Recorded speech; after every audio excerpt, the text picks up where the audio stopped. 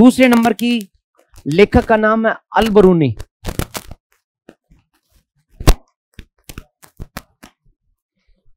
अल बरूनी। तो इनके बारे में बहुत सारी बातें आपको जाननी चाहिए। यार क्या बताएं, देखते हैं, आ रहे हैं वो अल बरूनी। तो अल बरूनी के बारे में जरा विवरण अपन यदि याद करें तो ये मध्य एशिया के रहने वाले थे, खुरासान के निवासी थे।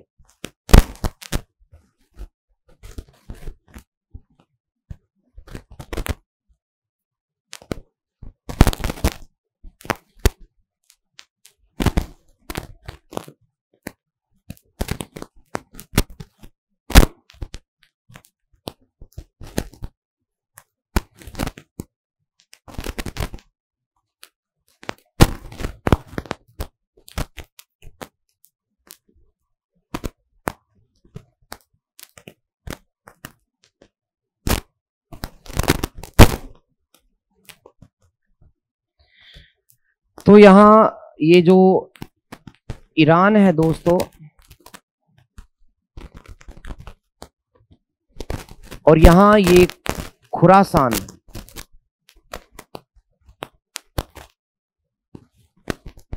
और यहां के ये तुर्क थे। मैंने आपको कल परसों बताया था, आवाज में मजा तो नहीं आ रहा लेकिन क्या करें, सहन कर रहे हैं।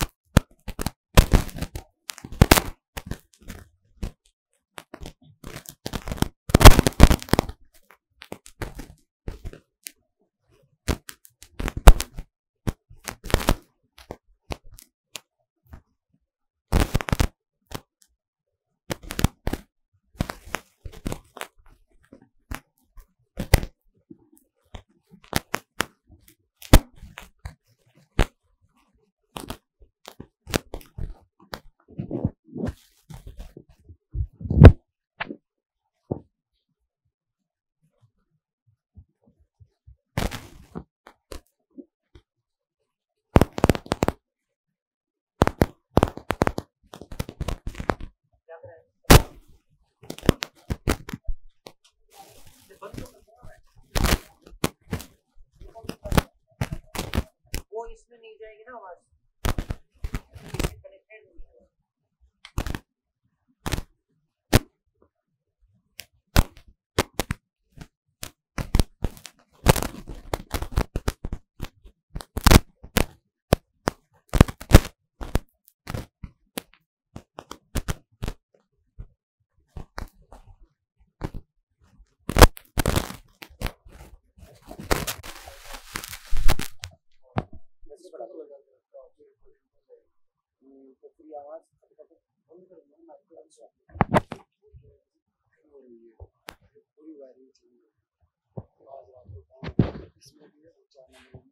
जब आपके पास करेगा ना पढ़ कर करा 4 नंबर रूम में करके करा आपके साथ असम चेंज कर दो यार ना ना आज की रात में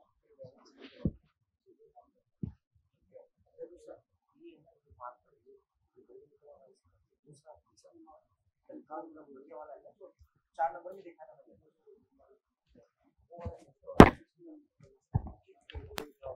ओके ओके।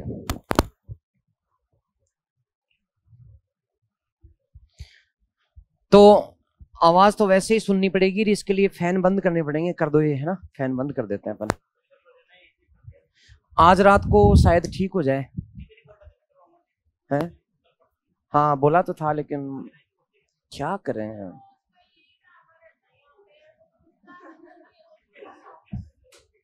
मैडम इतना गुस्सा ठीक नहीं है, एक बार मौका और देते हैं, अपन बात करते हैं, ठीक है? करते हैं कोशिश, है ना बेटा? अपना यदि मान लो अब ठीक नहीं होगा ना तो मैं रूम चेंज करवा लूंगा, पक्का से, ठीक है, यस ठीक है। एसी बढ़ा दो थोड़ी सी।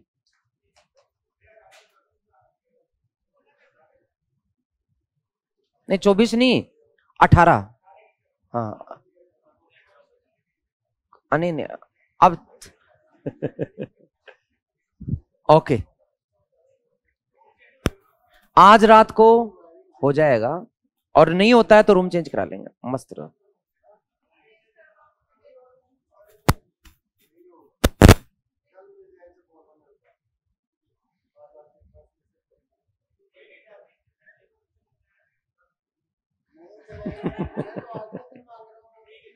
हो हो जाएगा ठीक है। अब आप लोग भी जो है पीछे पड़ जाते हो ठीक है।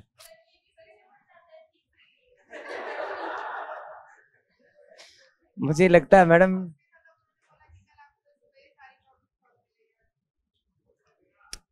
नहीं, आपकी समस्या जायज है, लेकिन अपना आज का समय देना चाहिए। आप लोग गजटेड हो, और गजटेड जो है ना वो थोड़ा सा मैनेज करता है। अपन क्या करें, मैं तो ये बता रहा था, आप लोग इसको सुनो कि ये जो तुर्क रहते हैं खुरासान में, यहाँ पर इनका शासन था। इसको खुरासान के पास में यहाँ ख्वारिज्म है। ये लोग, आप लोग इस शब्द को रट लो, ये यहाँ पे बिल्कुल। ख्वारिज्म जो है ना, ये मध्य एशिया में कभी बहुत ही महत्वपूर्ण स्थान था इसका, ख्वारिज्म का। जैसे भारत में दिल्ली है ना, उस तरह से ये ख्वारिज्म जो था बहुत ही महत्वपूर्ण राजधानी हुआ करती थी। इस्लाम के उदय से पहले यहाँ के लोग जो थे बौद्ध थे, बौद्ध। आज भी ख्वारिज्म की जब खुदाई हुई तो यहाँ संस्कृत की बहुत सारी प्राचीन पुस्तकें खुदाई में मिली हैं, पांडुलिपियां प्राप्त हुई है। यहाँ भारतीय चिकित्सा पद्धति, इसे पहले कूची और तुर्फान के बीच का क्षेत्र कहते थे। तो भारतीय संस्कृति फली और फूली थी यहाँ पर। लेकिन इस्लाम का उदय होने के बाद में यहाँ तेजी से प्राचीन संस्कृतियों का पतन हुआ। जैसे यहाँ पर मैंने बताया था आपको मक्का, और यहाँ पर मदीना, यहाँ इस्लाम का उदय हुआ था। फिर ये अरबी जो आक्रमण था वो यहाँ तक तो फैल गया, लेकिन ये भारत को जीत नहीं पाया। जैसे यहाँ की वर्तमान तुर्की में इन्होंने प्रसार कर दिया। ये यहाँ सीरिया जो कि ईसाई के अंदर था, सीरिया जो था रोमन साम्राज्य का भाग था।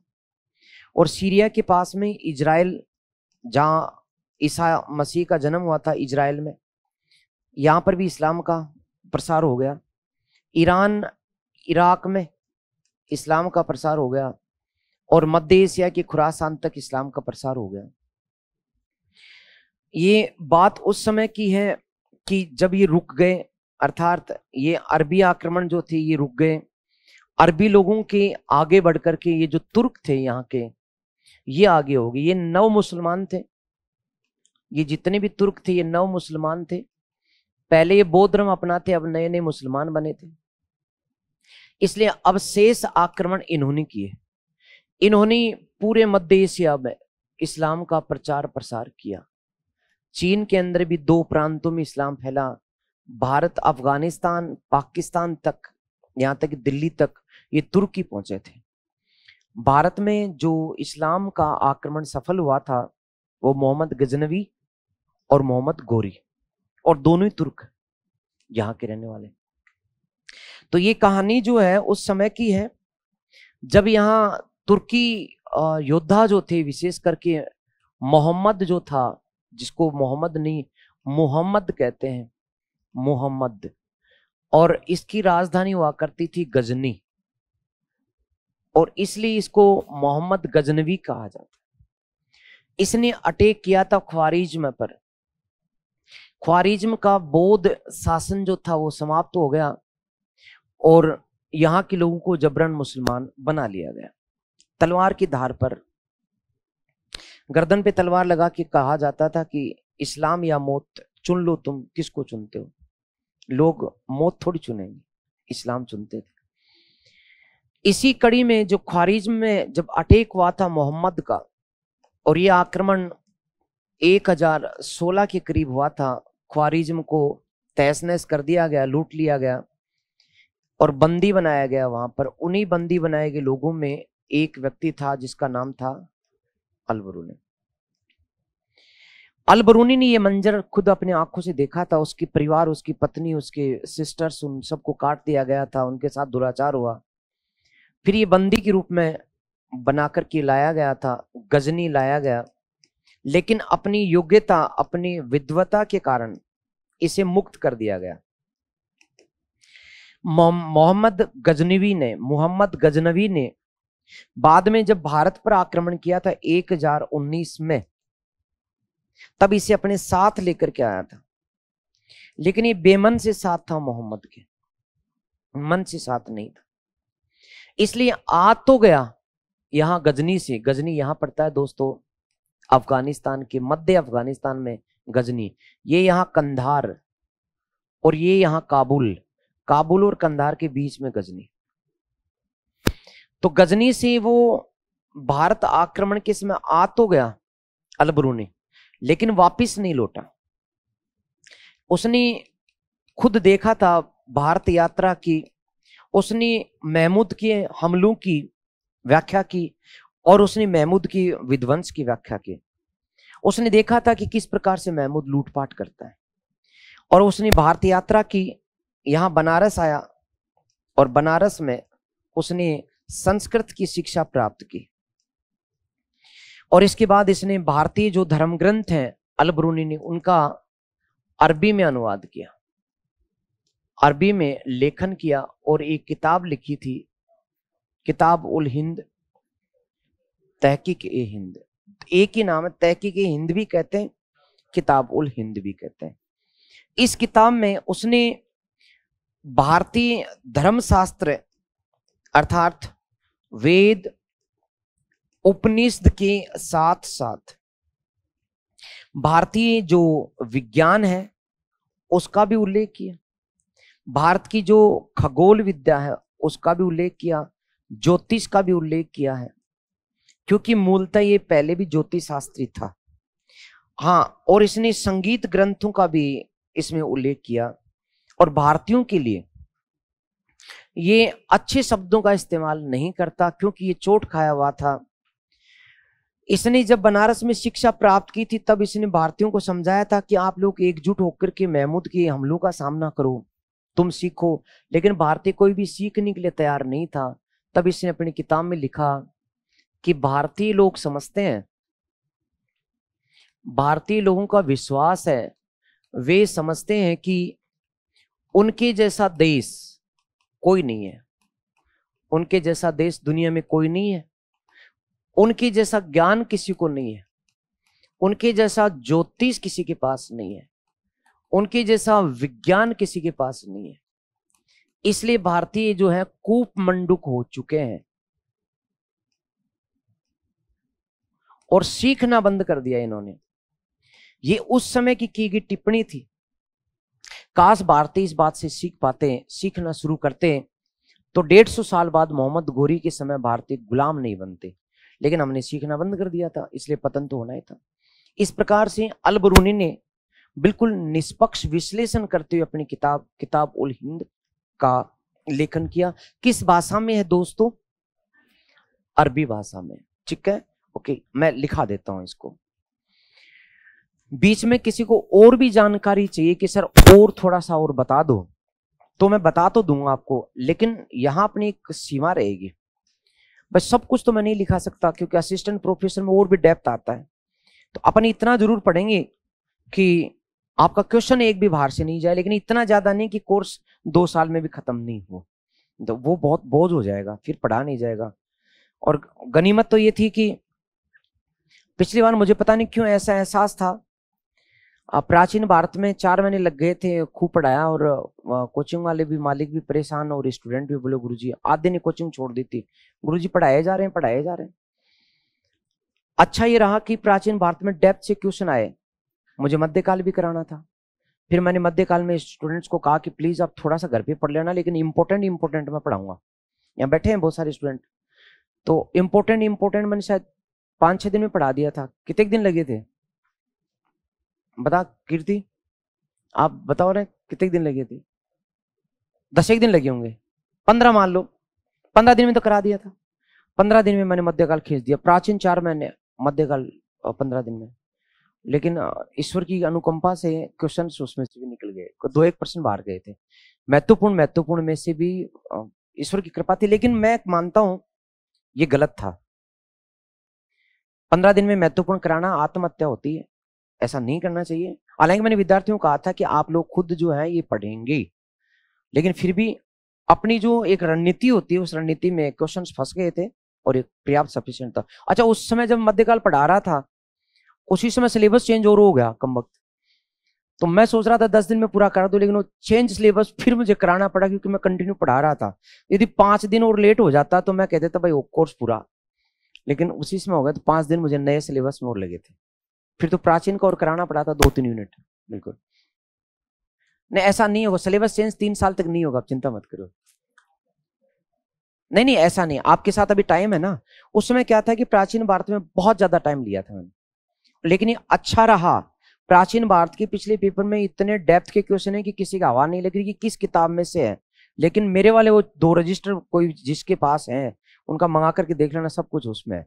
संगम काल और साउथ इंडिया के अंदर इतना चोल और पल्लवों में इतना घुस गया था के राजा को। बिल्कुल, तो ये ठीक भी रहा। और हमेशा ऐसा ही होता है, जब पेपर टाइट आता है तो प्राचीन भारत में हाथ आजमाता है वो एग्जामिनर। मध्यकाल में तो सीधे हैं, ये सीधा है, बहुत सीधा है। मध्यकाल और विश्व इतिहास जो है बहुत सीधा है, टू द पॉइंट है। यहां से शुरू होता है और यहां पर जाके खत्म होता है। उलझाव प्राचीन काल में है, कोई अंत ही नहीं उनका। चोलों की इतनी राजा हुए हैं, 1200 साल तक चोलों ने राज किया है। हम लोग पढ़ते कितने, 4 चोलों के राजाओं से ज्यादा कोई जानता नहीं है ना। राजाधिराज राजेंद्र और राज राजेश्वर, समझ रहे हो। कोई बात नहीं, अब अपन बात करते हैं इनके अलबरूनी की। मैं लिखा दूं, अलबरूनी की हेडिंग डाले।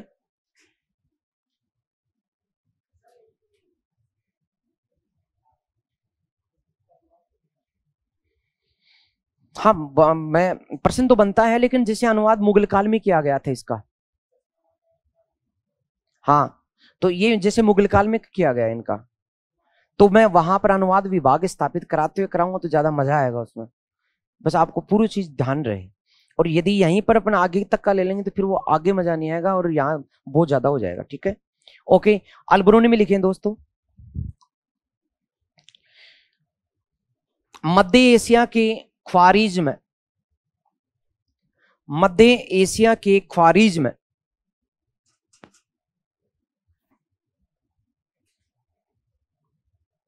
के निवासी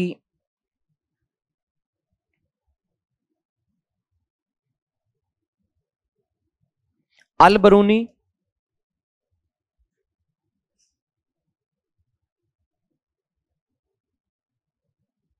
मोहम्मद गजनवी के आक्रमण में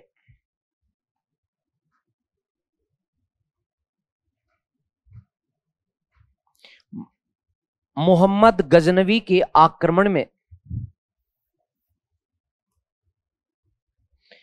1017 में, ये 16 नहीं 17 कर देना इसको, 1017 में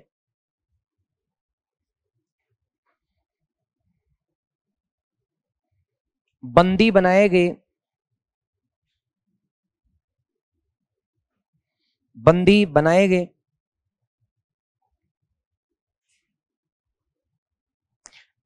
गजनी लाए गए।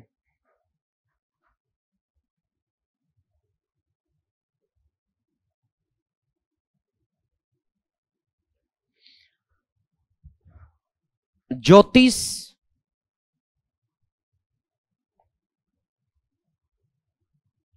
की विद्वता के कारण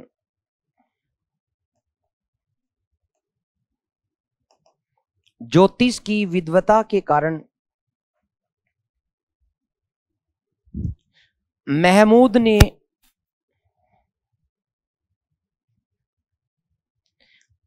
अलबरूनी को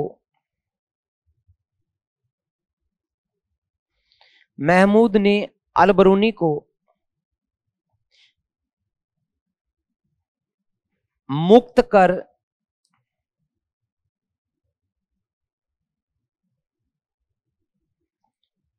अपनी साथ रखा।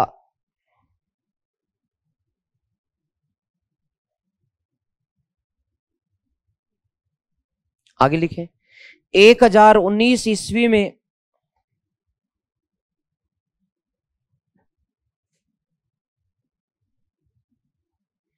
महमूद के भारत आक्रमण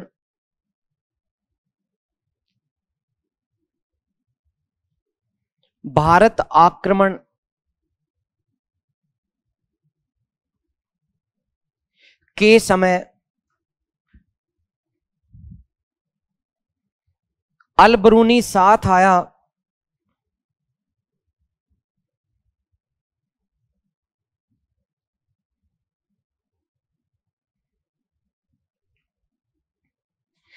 महमूद के भारत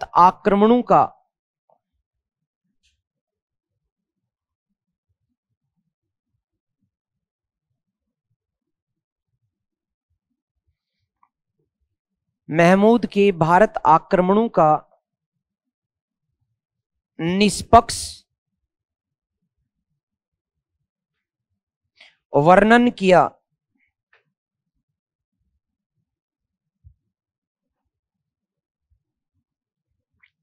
अल बरूनी ने भारत में भ्रमण किया।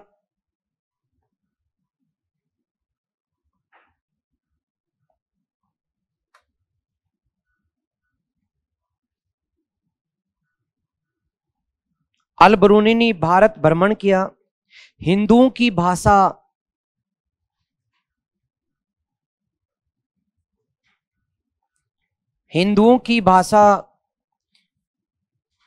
धर्म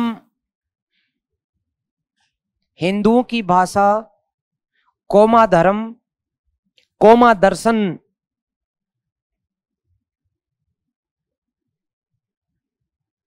संस्कृत साहित्य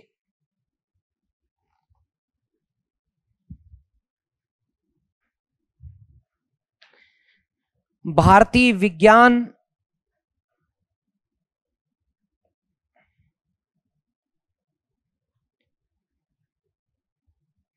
खगोल एवं संगीत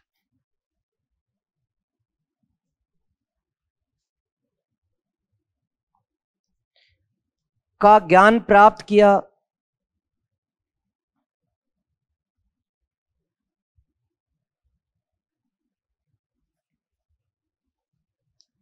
लंबे समय तक बनारस में रहकर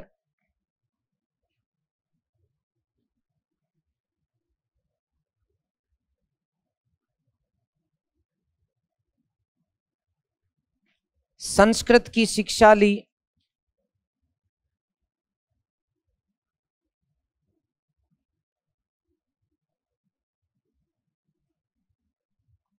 उक्त जानकारी को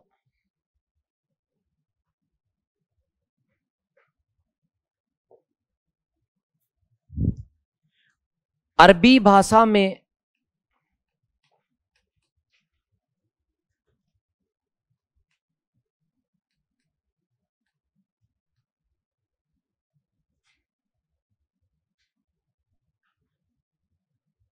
किताब उल हिंद में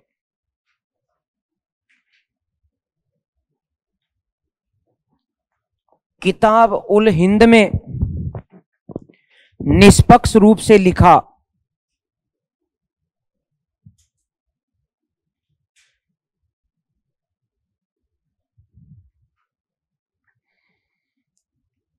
भारतीय जानकारी के कारण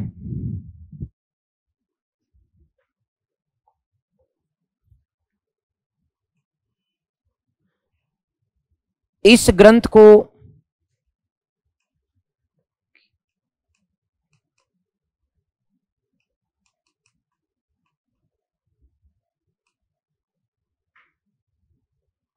तहकीकात ए हिंद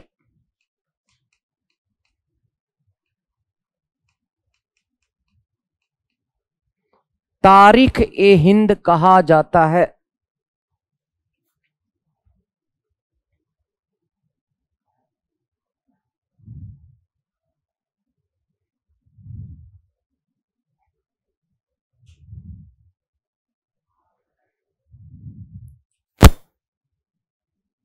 इस ग्रंथ में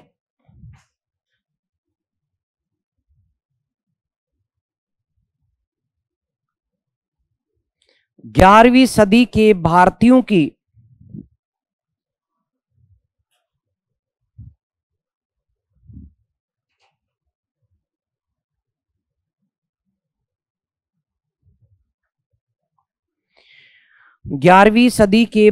की मनोदशा का उल्लेख मिलता है।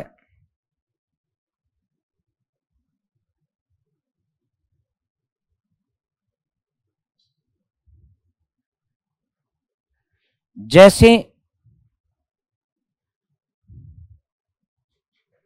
अल बरूनी ने लिखा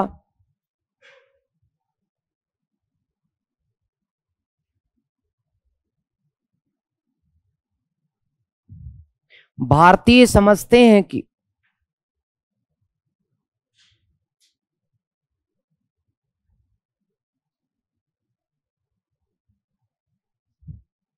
उनके जैसा देश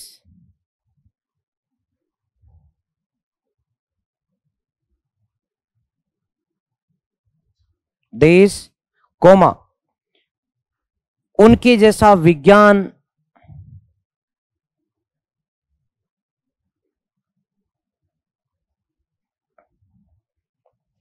उनके जैसा धर्म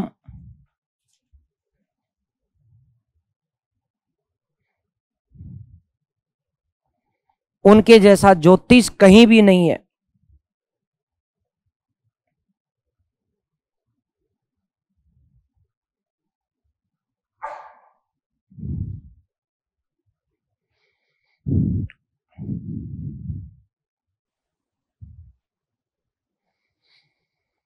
तो अब आपसे पूछा जा सकता है कि क्या अल बरूनी ने भारतीयों के प्रति तटस्थ निष्पक्ष दृष्टिकोण अपनाया या आलोचनात्मक दृष्टिकोण अपनाया?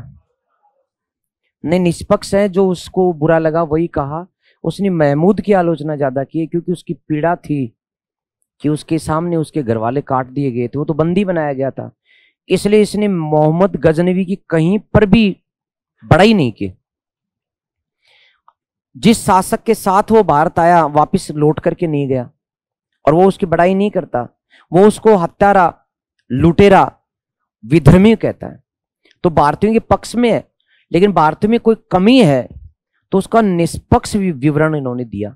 क्योंकि वो जमाना था जब भारतीय अपने आप को श्रेष्ठ समझते थे, और जब व्यक्ति अपने आप में घमंड कर लेता है तो फिर वो सीखना बंद कर देता है और वहां उसका पतन जरूर होता है। तो आलोचनात्मक दृष्टिकोण नहीं है दोस्तों। देखने से लगता है, मैंने भी यही किया था लेकिन मेरा गलत हुआ। आलोचनात्मक नहीं, तटस्थ दृष्टिकोण है। ठीक है, ओके। अगला लेखक हेडिंग डाल दें, उत्बी।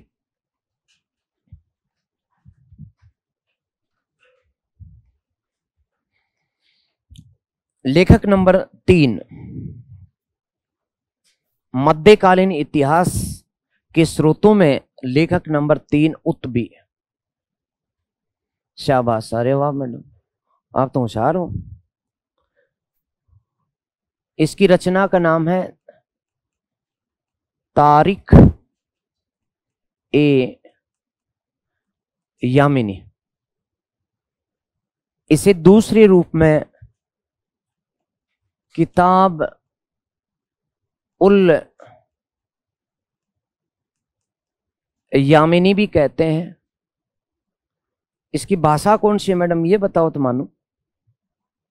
शाबाश, अरे वाह, अब तो सच्ची मुच्ची होशियार हो। भाषा इसकी अरबी है। तो इससे स्पष्ट है दोस्तों कि शुरू के जो ग्रंथ हैं, अभी तक हम अरबी भाषा के पढ़ रहे हैं। अभी तक अरबी के हैं, आगे चेंज होंगे, फारसी में आएंगे, लेकिन शुरू के अरबी में। हम लोग क्या है कि सल्तनत काल की राजभाषा फारसी पढ़ते हैं और सारे ग्रंथ फारसी में कर बैठते हैं, तो ये गलती मत करना। अभी तक मैंने 3 ग्रंथ बताए, कौन कौन से बताओ? चचनामा, किताबुल हिंद और तारीख यमन। और तीनों ही किस भाषा के हैं? ओके। अब ये जो उत्बी हैं, इनके बारे में कई कहावतें प्रचलित हैं। गजनी के ये दरबारी थे।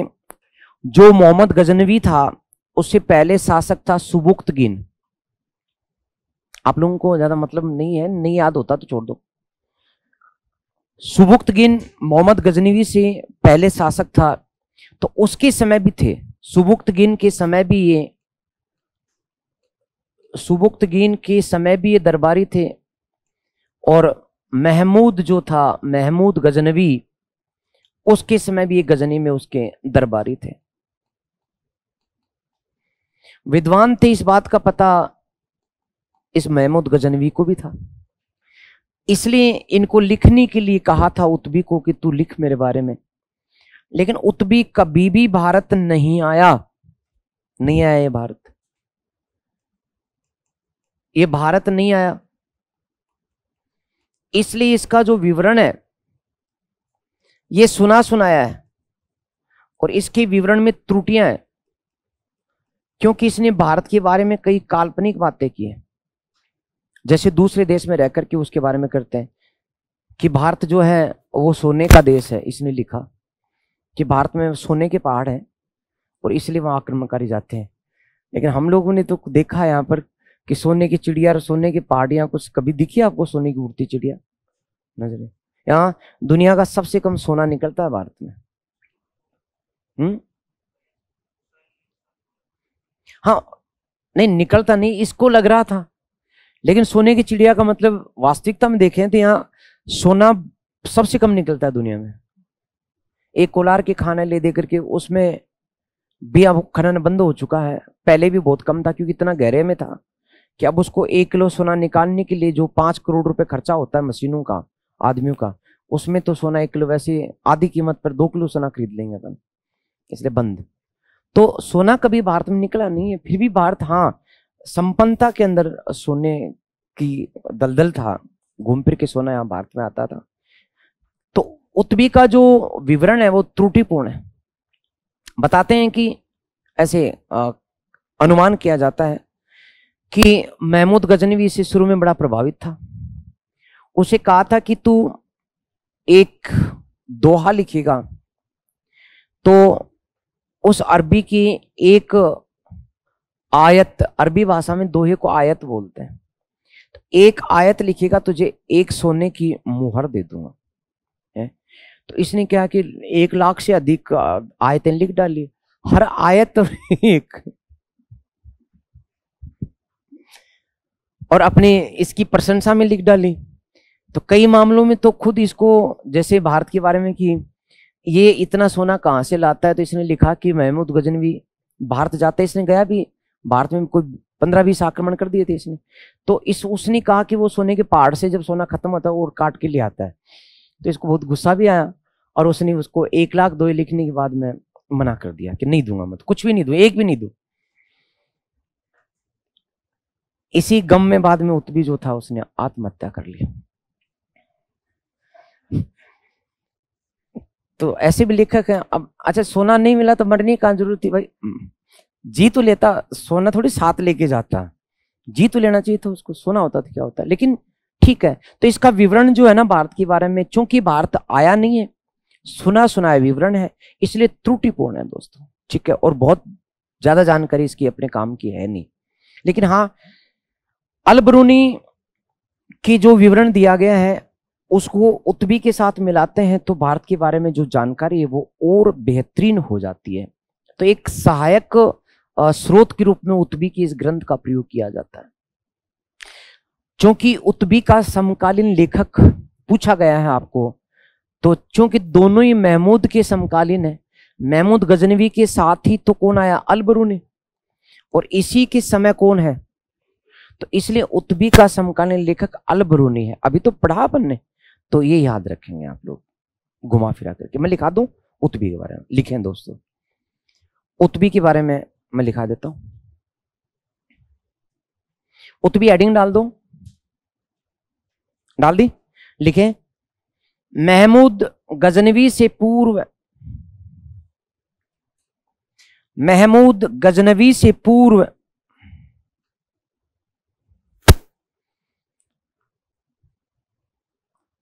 सुबुक्तगीन, बोर्ड पर लिखा हुआ है, ये रहा, सुबुक्तगीन के समय से, सुबुक्तगीन के समय से उत्बी गजनी में दरबारी कवि था।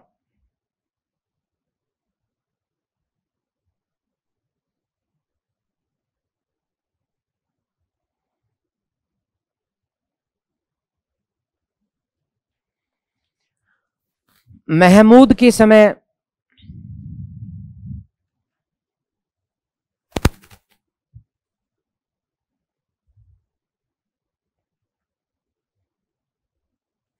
इन्होंने अपनी रचना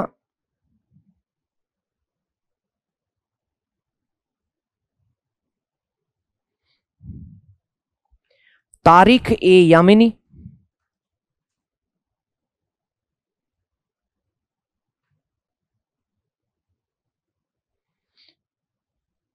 किताब उल यामिनी, ऑब्लिक लगा के लिख देना, तारीख ए यामिनी या किताब उल यामिनी की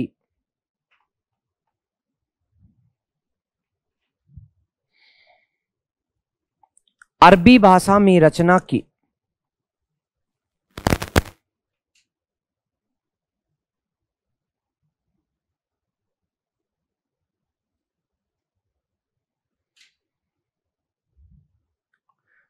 आगे लिख दें, उत्बी कभी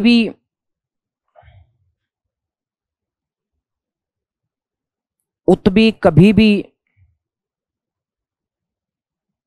भारत नहीं आए,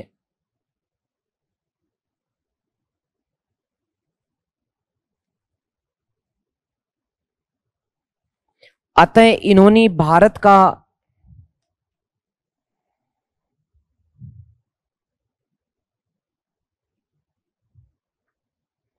जो विवरण दिया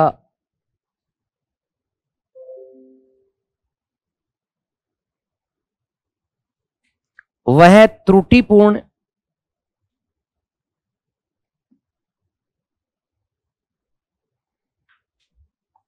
एवं पक्षपातपूर्ण है।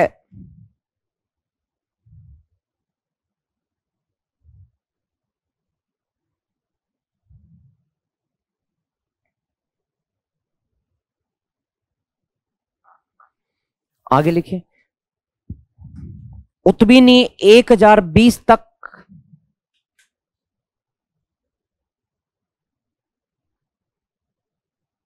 1020 तक महमूद गजनी की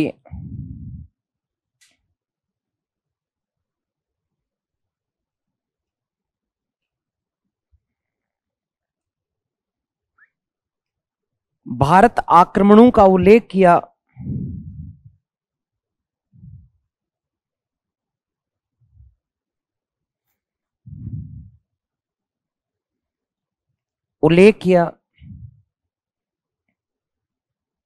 महमूद की प्रशंसा की।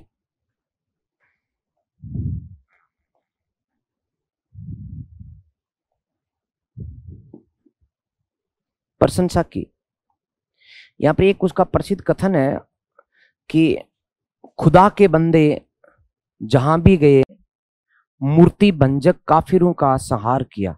तो ये लोकप्रिय कथन है, तो मैं इनवर्टेड कोमास में लिख देता हूं, आप भी लिख दो। खुदा के बंदे कौन? महमूद। जैसे इनवर्टेड कोमास, खुदा के बंदे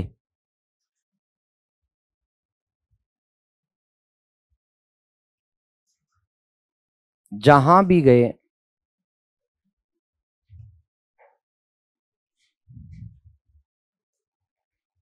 मूर्ति पूजक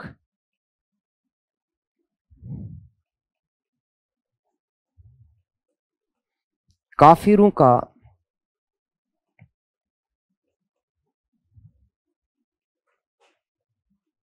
संहार किया।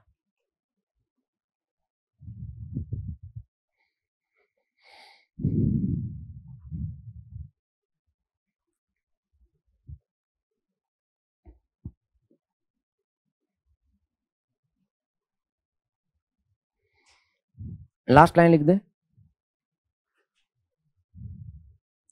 महमूद ने उत्बी को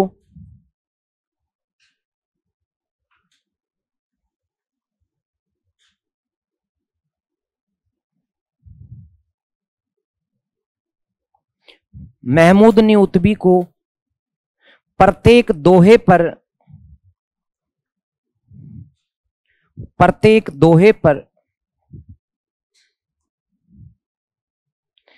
एक स्वर्ण असरफी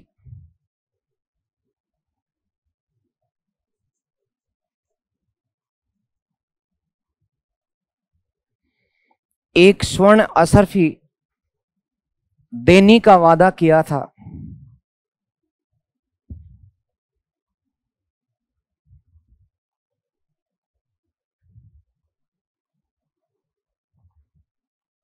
परंतु जब मोहम्मद ने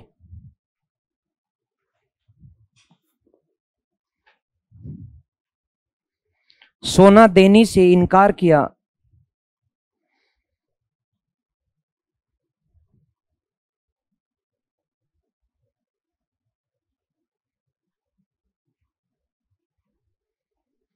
तो 1020 में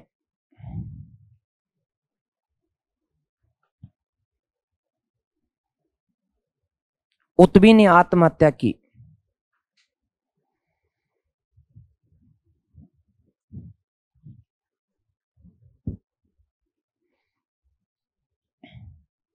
ओके, अगला लेखक जिसे शायद ही कोई जानता हो, नंबर 4 अबुल फजल। नहीं जानते, पूरा नाम पढ़ा नहीं आपने। अबुल फजल बहाकी। ये वो अबुल फजल नहीं है अपने। हाँ हाँ किताब का नाम बताओ तो जरा। सुना ही नहीं है तो कौन बताएगा, तो मैं बता देता हूं आपको। ये एक्चुअली मोहम्मद जो महमूद या मोहम्मद, सही नाम महमूद गजनवी जो था, उसकी मृत्यु के बाद का इतिहास, बाद का गजनी का इतिहास इसने लिखा।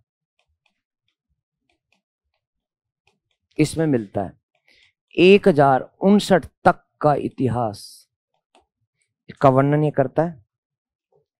इसमें महमूद के पुत्र मसूद शाह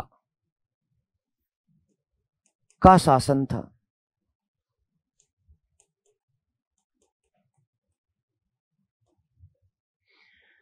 इसने फारसी में अपनी रचना लिखी, फारसी भाषा में, और रचना का नाम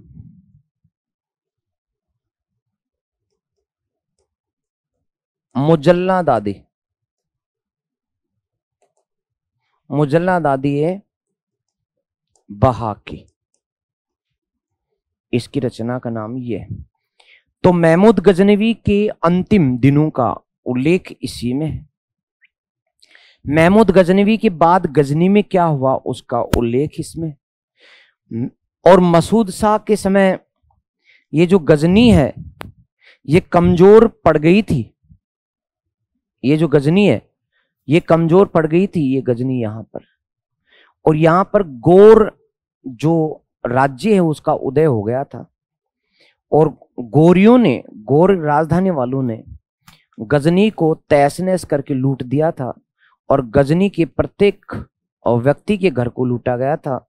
ये सब उल्लेख जो है गोर और गजनी के मध्य का जो संघर्ष है ये इसमें प्राप्त होता है। किसमें दोस्तों? मुजल्ला दादी ए बहाकी में उल्लेख कौन करता है? अबुल फजल बहाकी। तो आप लोग वो अबुल फजल अकबर वाला नहीं समझे, ये अलग है सर जी। हाँ बहुत सारे और हैं, लेकिन अपने उल्लेख का काम का इसलिए नहीं है, अपन को ये काम का इसलिए है कि इसने गजनवियों और गोरियों के बीच का संघर्ष का उल्लेख किया है। क्योंकि आने वाले समय में अब हम मोहम्मद गोरी की बात करेंगे। नहीं, इसका तो अबुल फजल बहाकी का मुजल्ला दादी बहाकी अपने नाम से है, समझ रहे हैं? ठीक है, तो लिखा दूं, बहुत ज्यादा नहीं लेकिन इसका ये ग्रंथ है और भाषा फारसी, इतना भी याद रख लिया। और शासक मसूद शाह के समय, जो कौन था, मोहम्मद गजनवी का पुत्र था। नहीं, भारत के बारे में उल्लेख नहीं मिलता इसमें। इसमें इस समय भारत पर अटैक हुआ ही नहीं ना इनका, ये तो मोहम्मद गजनवी के बाद में भूल गए। फिर गोरी आया था, तो ये गजनवी और गोरी के बीच के समय का इतिहास है, जरा याद करें। तो लिखो फटाफट, अबुल फजल बहाकी लिख दिया। लिखें दोस्तों, ये मोहम्मद गजनवी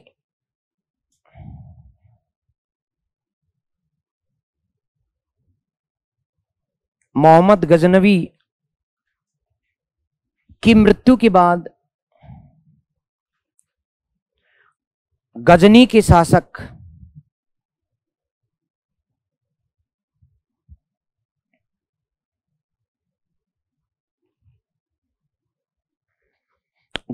शासक मसूद शाह के दरबारी थे।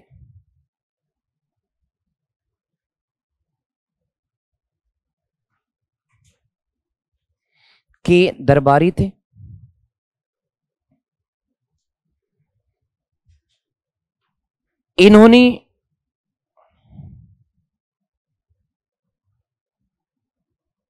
1059 ईस्वी तक का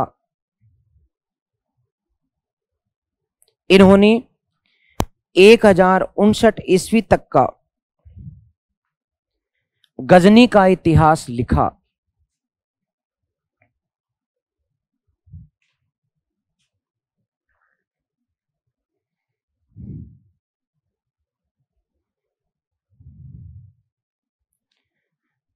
इन्होंने फारसी भाषा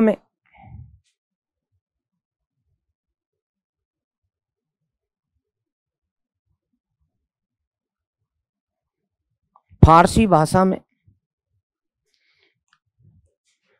मुजल्ला दादी ए बहाकी,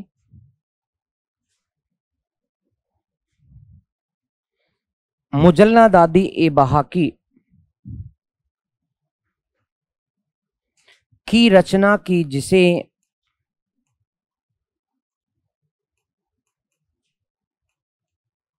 जिसे तारीख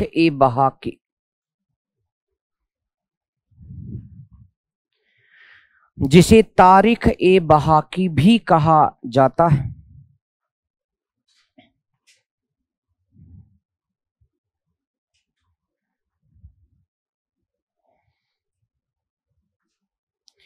इस ग्रंथ में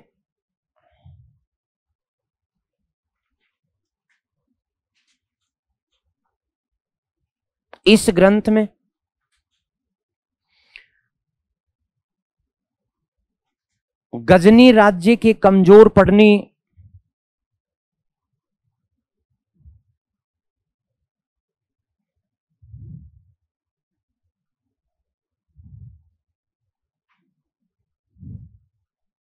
एवं गौर राज्य के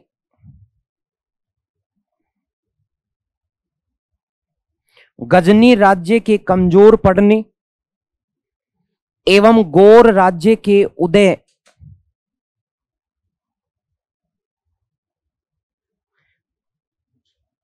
तथा गौर राज्य द्वारा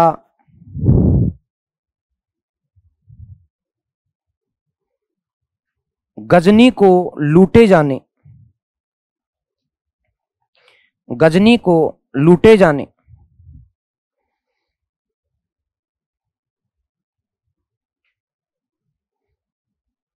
का उल्लेख मिलता है।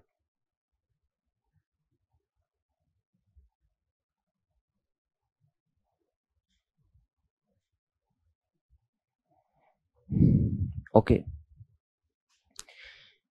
अगले दोस्तों एक लेखक और हसन निजामी। ये तो सुने से है, बिल्कुल, ताज उल माआसिर। तो इनकी रचना ताज उल माआसिर, इसे दूसरे रूप में कारनामों का ताज कहा जाता है। भाषा बताओ तो इसकी, फारसी, लेकिन दोनों को मिश्रित कर दो। इसका प्रारंभ जो है वो अरबी में होता है, परंतु अधिकांश फिर ये भाषा चेंज करते हुए फारसी में लिखता है। मजा नहीं आया इसको?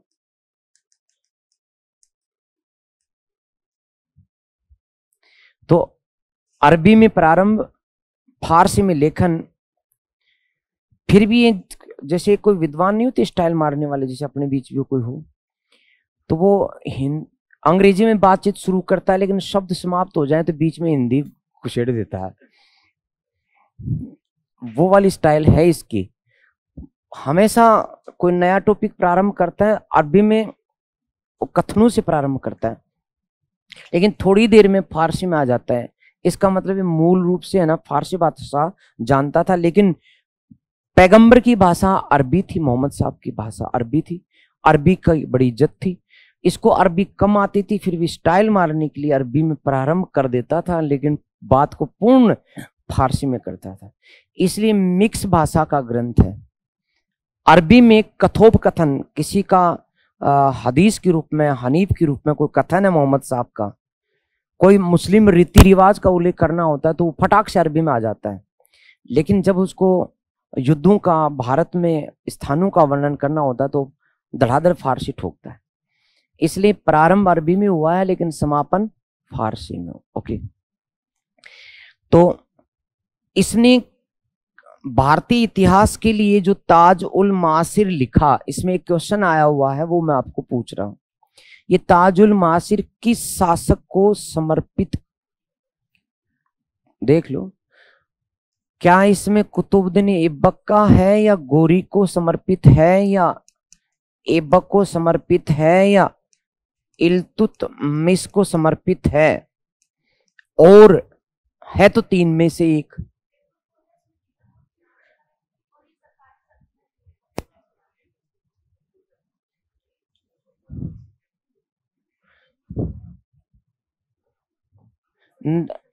नहीं, उन्होंने टंका और जित्तल चलाए थे इल्तुतमिश ने। नहीं, तो ये बिल्कुल ठीक है, ध्यान रखें, तीनों ही हैं। 1192 से प्रारंभ करता है इतिहास को, 1217 तक ये इतिहास लिखता है। इसलिए तीनों की जानकारी इसमें मिलती है, ना तो इससे पहले। हाँ, मैंने, क्योंकि मुझे तो मेरी बात बाद में लिखना पड़ता, मैंने वहीं से स्टार्ट किया। ये 1191 की बात से प्रारंभ करता है और लिखता है कि जख्मी शेर की भांति गोरी ने भारत में बठिंडा को क्रॉस किया, बठिंडा को पार किया। अब जख्मी क्यों आ था, फिर वो बताता है बाद में कि 1191 में उसको अजमेर के चौहान राजा ने जख्मी कर भगाया था, तो जख्मी शेर की भांति आया था। तो प्रशंसा बहुत करता है। शुरू में गोरी की कर लेता है, और गोरी के जाने के बाद ऐबक की कर लेता है, ऐबक के जाने के बाद में इल्तुतमिश की। लेकिन ये बात मैडम की सही है कि इसने अपना ग्रंथ ऐबक के कहने पर 1205 में लिखना प्रारंभ किया था, 1205 में। और सर्वाधिक जो इसमें उसने उल्लेख किया है, सर्वाधिक विवरण ऐबक का ही दिया है, इसलिए ऐबक के प्रति समर्पित था। ये बात सही है। ऐबक के इसने 1192 तराइन सेकंड से लेकर के और 1210 तक के जीवन का 2/3 अपनी किताब का हिस्सा इसी ऐबक को समर्पित कर दिया। तो ये चीजें, लेखन मैंने बता दिया, प्रारंभ अरबी में है, समापन जो है वो फारसी में। करेक्ट, ज्यादा फारसी करना, क्योंकि ज्यादा यही है, लेकिन यदि मिक्स में होना तो दोनों ही कर देना। हाँ, दूसरा मैंने बता दिया कि ये शुरुआत अरबी में करता है स्टाइल मारने के लिए, विद्वान की एक आदत है, लेकिन मूल भाषा फारसी होने का अपने, मैंने देखा एक स्प्रिंग बोर्ड कोचिंग है यहाँ पे, तो मैं उत्कर्ष से अलग हो गया था अक्टूबर में, तो बीच में उन्होंने मुझे बुलाया। मुझे उन्होंने कहा कि इंग्लिश और हिंदी मीडियम बोथ लैंग्वेज में पढ़ाना है। मैंने कहा भाई बस की बात नहीं है, अपनी हिंदी आती है। तो उन्होंने कहा कि आप ऐसे मना मत करो प्लीज, एक बार आप कोई क्लास देख लो। तो मैंने देखा वह सच में वहाँ सारे मास्टर जो है वो इंग्लिश में प्रारंभ तो करते हैं, लेकिन थोड़ी देर में ए करके हिंदी में आ जाते हैं और फिर मूल बात हिंदी में समझाते हैं। उन्होंने कहा ऐसी इंग्लिश, मैंने कहा कि ये भी मुश्किल है, ये भी नहीं आती थी, क्योंकि नहीं आती मेरे से तो इंग्लिश के शब्द ही नहीं निकलते, इसलिए ये दिक्कत है। लेकिन ये विद्वान थे, कोई बात नहीं, तो मैं लिखा देता हूं दोस्तों। हाँ, ऐबक के समय उसके आदेश पर लिखे जाने के कारण ये ऐबक का सरकारी इतिहास है। ओके दोस्तों, चलिए तो हसन निजामी कहां के रहने वाले थे बताना जरा। फारसी हैं, फारस के निवासी, ईरान के निवासी, ठीक है। हाँ ईरान, निशापुर ईरान लिखो, निशापुर ईरान निवासी, निशापुर ईरान।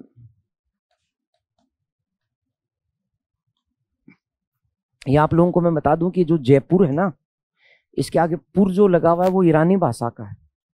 हमारी हिंदी जो है ना वो मूल भाषा नहीं है, हम तो आदि ईरानी बोल रहे हैं। तो जयपुर, जोधपुर, ये जो है ये मूल भाषा, पुर जो है वो ईरान की है। निशा शब्द जो है ना वो भी हमारा नहीं है, हम रात्रि को निशा कहते हैं, ये संस्कृत का शब्द नहीं है। ये किताब शब्द भी हमारा नहीं है, ये भी फारसी शब्द किताब जिसको हम बोलते हैं। तो आदि भाषा हमारी ईरान की है, क्योंकि हमें तुर्कों ने, मुगलों ने ना मिक्स कर दिया, समझ रहे हो। ओके, तो लिखें दोस्तों, निशापुर ईरान के निवासी हसन निजामी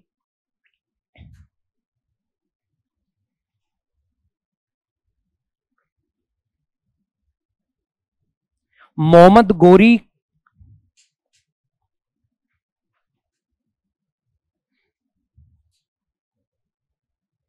के संपर्क में आए।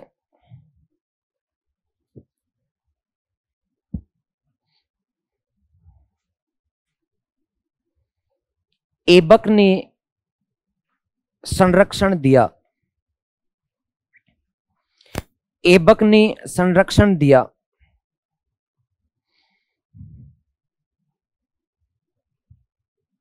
आगे लिखें, ऐबक के साथ ये भारत आए। नहीं, ऐबक, ऐबक 1192 में खुद भी तो आया ना, तो ऐबक के साथ भारत आए।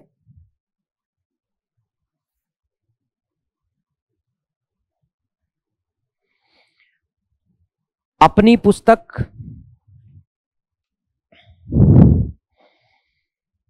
ताज उल मासिर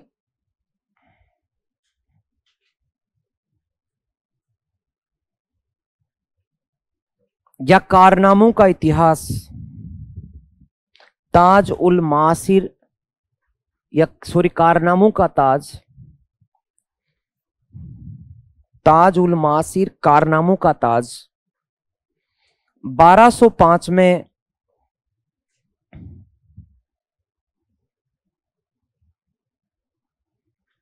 ऐबक के आदेश पर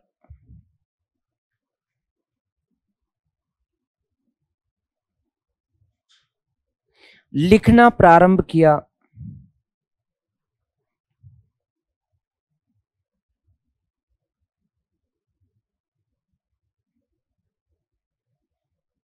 इल्तुतमिश की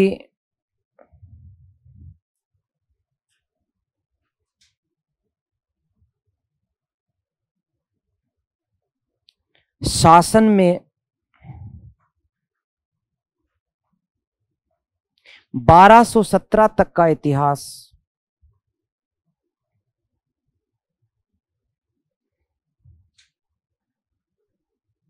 इस पुस्तक में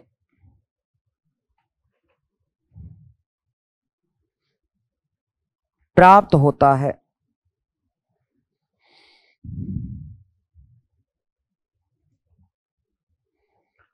पुस्तक का लेखन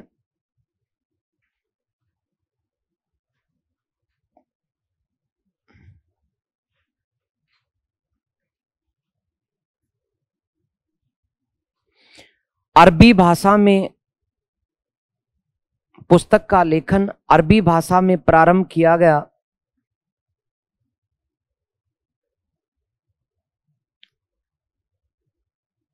परंतु अधिकांश पुस्तक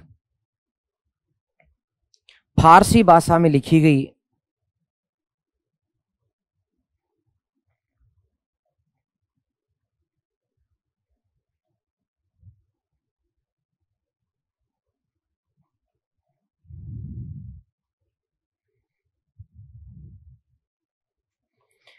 इसमें तराइन के युद्ध से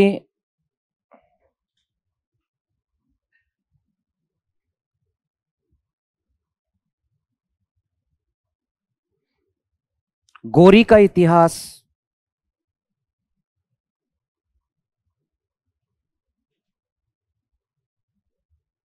परंतु विस्तृत रूप से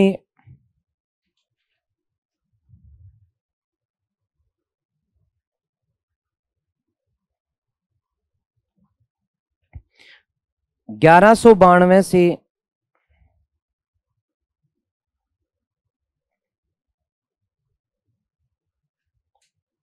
बारह सौ 10 तक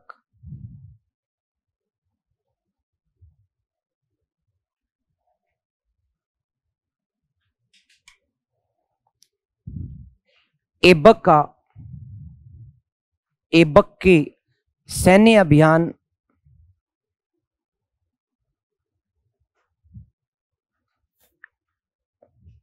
एवं उपलब्धियों का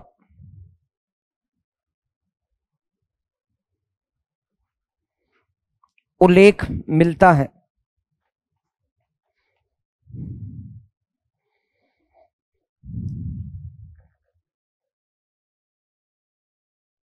यह पुस्तक ऐबक का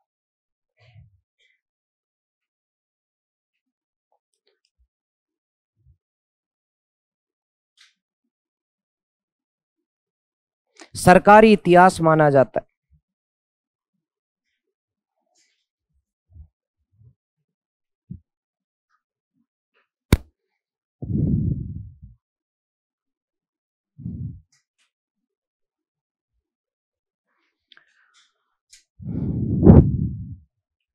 ठीक है, तो हंसता हुआ आता है, ताजुब करता है, ताजुल मासिर हसन है। कोई भी ताजुब होता है तब ये हंसता है। ओके दोस्तों, अब अगले जो लेखक हैं वो है मिन्हाज उस सिराज।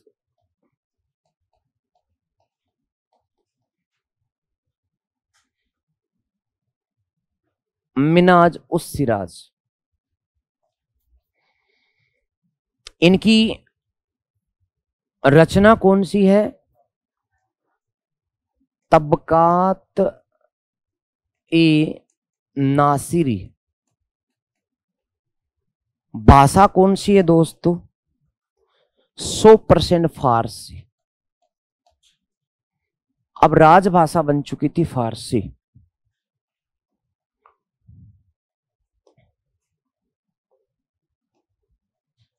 ओके, तो सुनिए पहले, ये मिनाज जो थे मध्य एशियाई तुर्क थे। मध्य एशियाई तुर्क अपना भाग्य आजमाने को इनके पिता गोर आए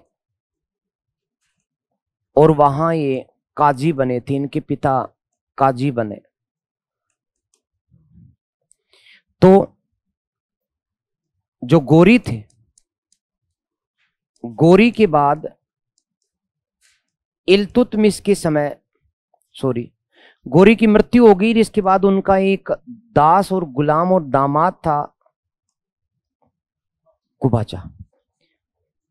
या 3 बेटी थी उनके, गोरी के, बेटा एक भी नहीं था। 3 बेटी थी, 4 दास थे उसके, 4 सेनापति थे।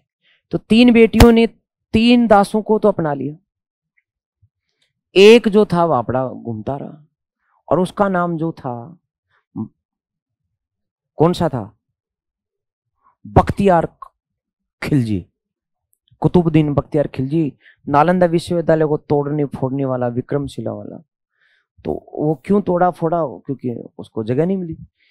गौरी के बाद में कुबाचा जो मुल्तान का शासक बना था, तो कुबाचा के साथ ये गौर से आगे निकला और मुल्तान आ गया। मुल्तान आया, मुल्तान में रहा। फिर दोस्तों ये जो इल्तुतमिश था, याद हो, इल्तुतमिश के बारे में जानकारी हो तो इल्तुतमिश ने कुबाचा को हरा दिया था। कुबाचा को हराकर मार डाला। अब वो जब कुबाचा मारा गया तो इसने कहा बोले तेरे साथ चालू क्या? बोला आजा। तो इल्तुतमिश इसको दिल्ली लाया,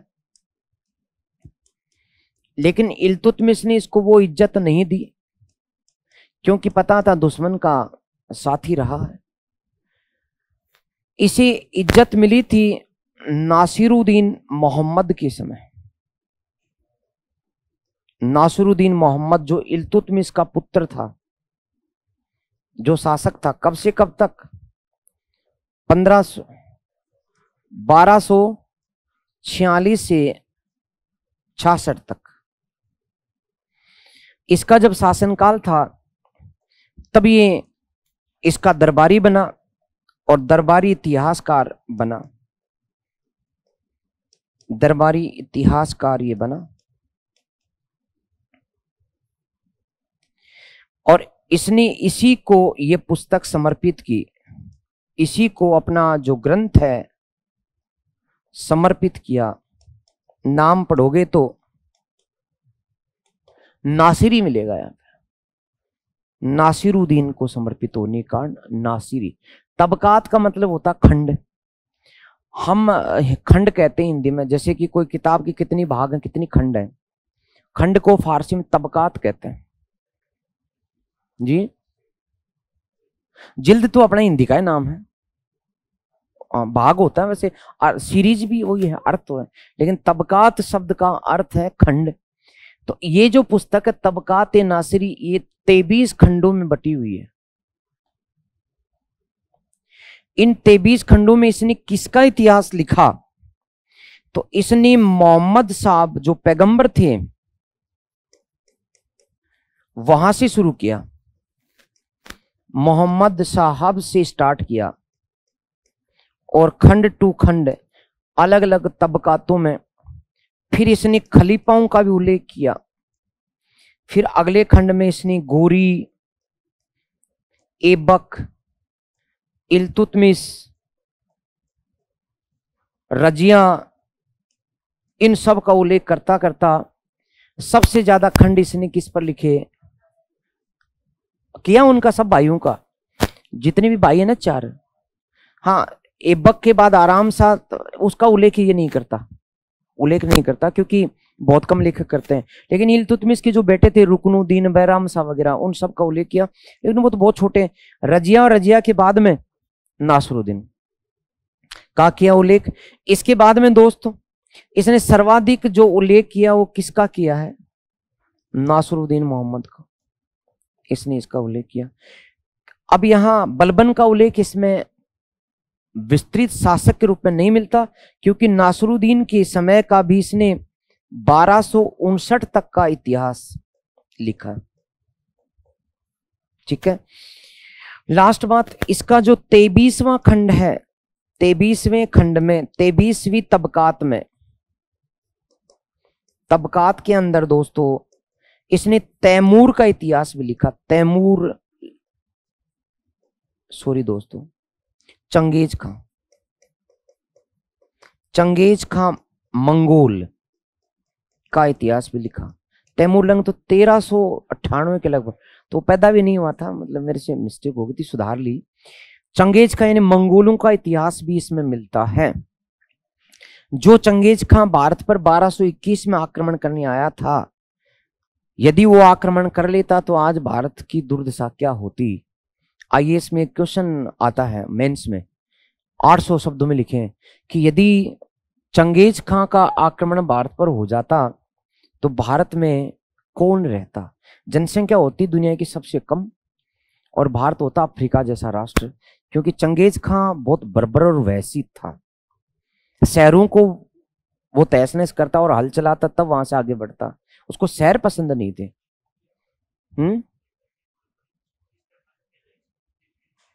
बिल्कुल, वो तो एमबीटी मोहम्मद बिन तुगलक। नहीं, मोहम्मद बिन तुगलक ने कहा था कि दिल्ली से सारे दौलताबाद ले जाओ, कोई कुत्ते बिल्ली भी नहीं रहने चाहिए। अच्छा, शहरों को नष्ट कर दिया आपने, बात ये। 23वीं तबकात में किसका साहित्य में किसका इतिहास है? चंगेज का, मंगोल का। बस इसके बारे की जानकारी जो है फटाफट लिख डालो। दोबारा सुन लो, सरकारी इतिहासकार है किसका? नासरुद्दीन का। ये तुर्क है, मध्य एशिया का। पिता इसके गोर आ गए थे, काजी बने थे। किसके बने थे? गोरी के। गोरी के बाद में कुबाचा जो उसका दास और गुलाम था, उसके साथ ये गोर से चले और मुल्तान आ गए। मुल्तान को जब इल्तुतमिश ने जीता तो इल्तुतमिश इसको कहां ले आया? दिल्ली ले आया। फिर दिल्ली में इल्तुतमिश ने भाव नहीं दिया। इल्तुतमिश का बेटा नासरुद्दीन मोहम्मद जब शासक बना, तब उसके दरबारी इतिहासकार बन गए। इसी को एक ग्रंथ समर्पित किया, इसलिए नाम जो है तबकात का मतलब खंड, और नासिरी, नासिरी के इतिहास के खंड। पैगंबर मोहम्मद से इतिहास प्रारंभ करता है और नासरुद्दीन मोहम्मद के समय का 1259 तक का इतिहास इसमें मिलता है।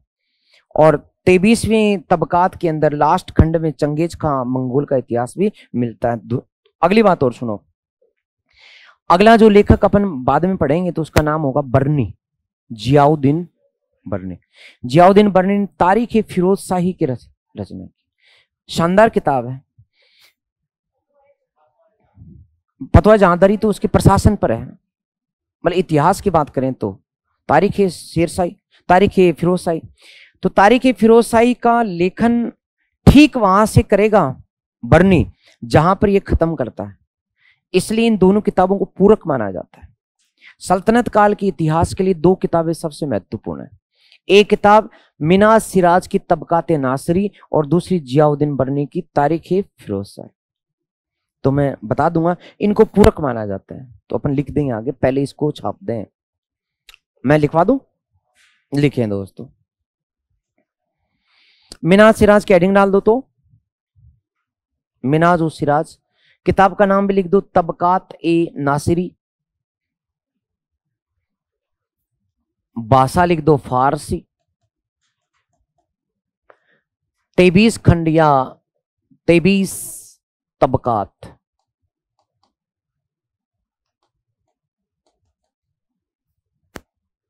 तेबीस खंड या 23 तबकात।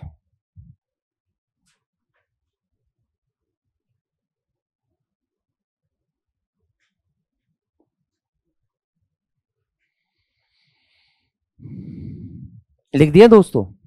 आगे लिखे। मिनहाज मध्य एशियाई तुर्क थे।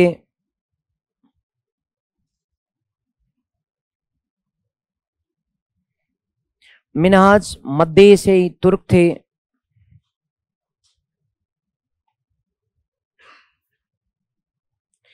इनके पिता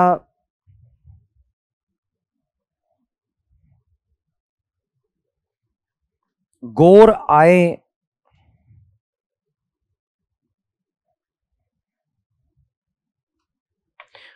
और मोहम्मद गोरी के काजी बने।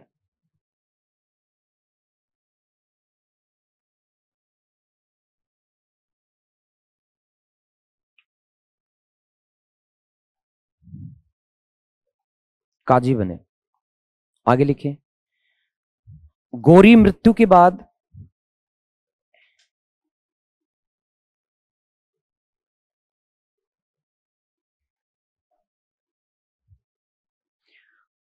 गोरी के गुलाम कुबाचा के साथ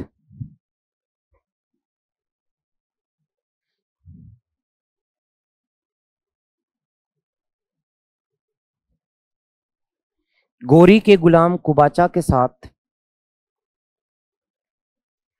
मिनहाज मुल्तान आए। मुल्तान आए।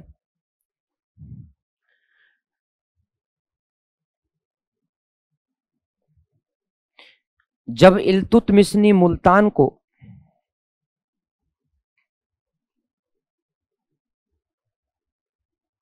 जब इल्तुतमिश ने मुल्तान को जीत लिया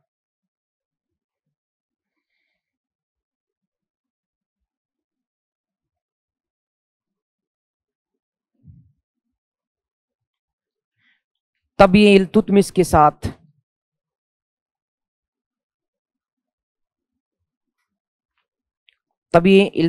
साथ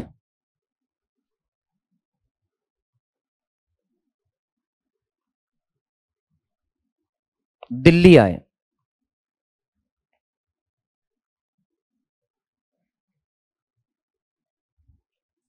आगे लिख दें। नासिरुद्दीन मोहम्मद के समय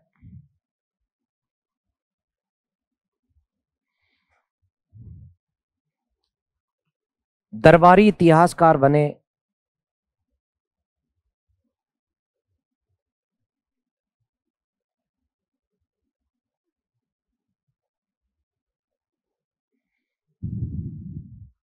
अपना ग्रंथ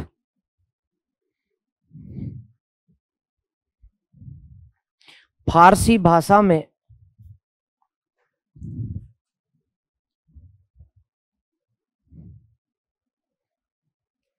तबकात ए नासिरी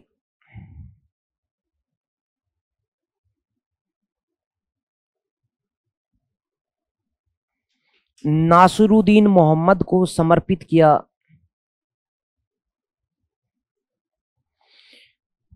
नासिरुद्दीन मोहम्मद को समर्पित किया।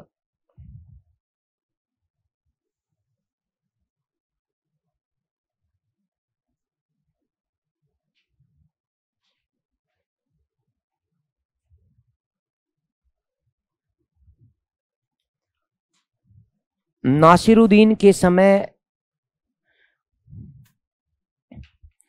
1259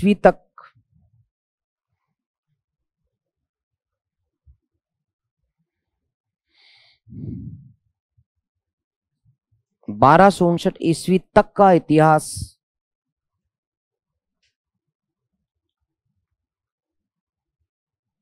इसमें मिलता है।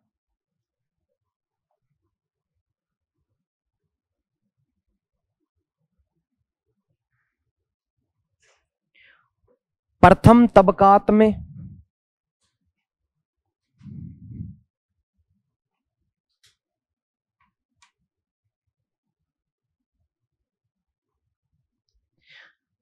पैगंबर मोहम्मद साहब का इतिहास,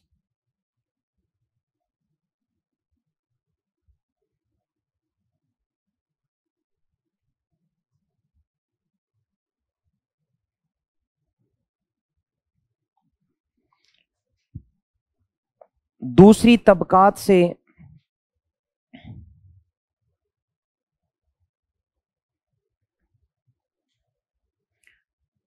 गोरी एवं दिल्ली के सुल्तानों का इतिहास,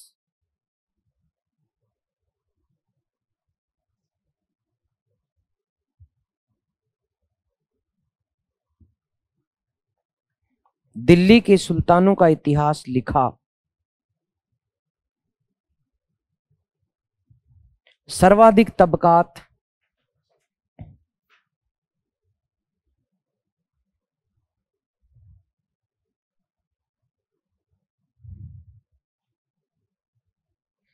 नासिरुद्दीन पर लिखी गई।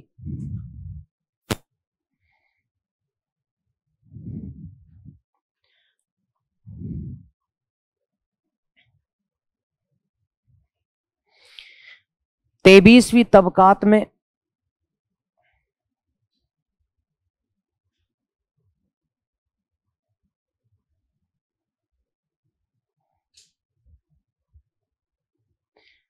चंगेज खां मंगोल का इतिहास मिलता है।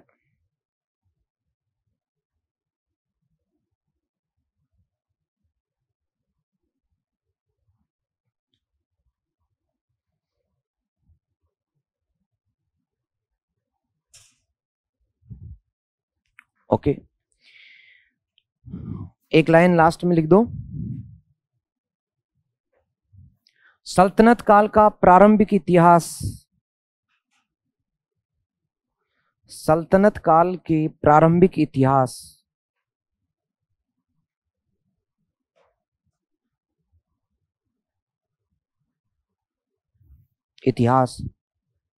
में मिनाज और सिराज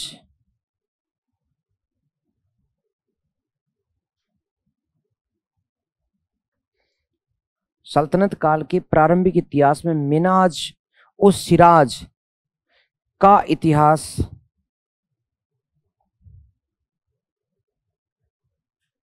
निष्पक्ष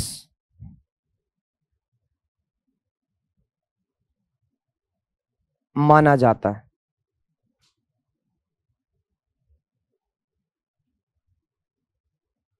माना जाता है।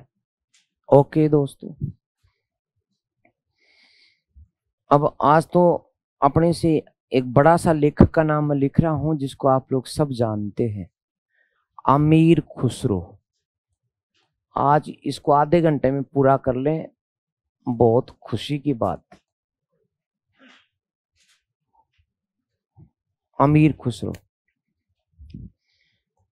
हाँ सा,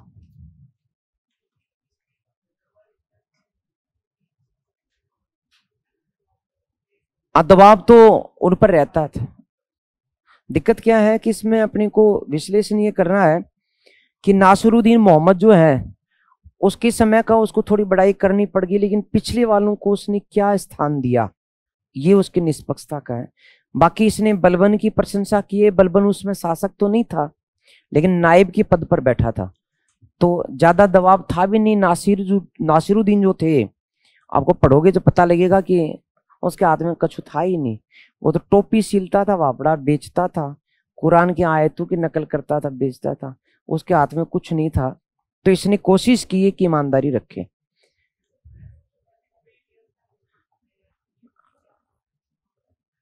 अपन समकालीन इतिहास के अन्य ग्रंथों को से तुलना करके मैच करना पड़ता है। सिराज ने बताया, सिराज ने महिलाओं के प्रति दुर्भावना रखी है, बात तो सही है अपन, लेकिन ये रजिया को पढ़ेंगे तो ज्यादा अच्छा लगेगा। समझ रहे हो ना कि रजिया के बारे में इसके विचार ठीक नहीं थे। बिल्कुल है, बिल्कुल है। अच्छा, ये सही है कि 100% शुद्धता तो किसी में नहीं होती, लेकिन तुलनात्मक देखे तो ठीक है, ज्यादा गड़बड़ नहीं था। रजिया के साथ न्याय कहाँ किया? रजिया की बहुत बुराई करता है, जबकि रजिया योग्य थी। तो लेकिन ये बात हम रजिया में कर लेंगे, और है ना, कितना कौन किस किस के प्रति। हर व्यक्ति हर किसी के लिए बुरा नहीं होता, और हर व्यक्ति हर किसी के लिए अच्छा नहीं होता। ये सब व्यक्ति व्यक्ति के रिश्तों पर निर्भर करता है। इसलिए शासक पढ़ेंगे तब वो डिटेल से बात कर लेंगे। अमीर खुसरो की बात करें तो इसके बारे में बताओ जरा। अच्छा, 6 किताबें, पहले जन्म जन्म तो बताए दो। डायरेक्ट बताओ किताबें। हैं? बरन, बरन, बरन एक जगह है जो बदायूं में पड़ती है, और वहां पर भी गांव का भी नाम ले तो पटियाली, पटियाला नहीं रहा, हाँ कहीं पटियाला मान लो है। हाँ, ये यूपी में पड़ता है, पटियाली भी यूपी में। अब इसका एड्रेस सही दूं क्या? तो छोटा गांव तो है पटियाली, और जो उस समय का परगना जो तहसील होती थी वो बरन, और जिला है बदायूं, और राज्य है यूपी, और देश हिंदुस्तान। ये इसका एड्रेस हो गया, ठीक है। छोटा स्थान, फिर बड़ा, फिर बड़ा, और फिर बड़ा है। हाँ, ये आया हुआ है पटियाली, आया हुआ है, इसलिए तो मैं पटियाली लेकर के आया, वरना अब तक गांव में घुसा नहीं, अब घुस रहा हूं। हाँ बिल्कुल, क्योंकि एकमात्र ऐसा इतिहासकार है पहला जिसने सबसे ज्यादा रचना लिखी है मध्यकाल में।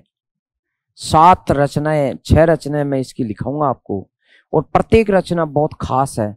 ऐसा लेखक है, हाँ 7 बताऊंगा मैं, 7 में, अभी रुक जाओ ना, तुमने 6 रट्टे मार के 7 आते टेंशन में हो गई, अभी रुको। तो ऐसा लेखक, जो पहला ऐसा लेखक है सल्तनत काल का जिसका जन्म भारत में हुआ है, इसलिए इससे पहले वाले भारत में पैदा ही नहीं हुए तो काहे को उनके गांव चले हैं अपन। पहला लेखक जो भारत में पैदा हुआ, इसलिए गांव पूछ लेते हैं इसका, समझ रहे हो ना।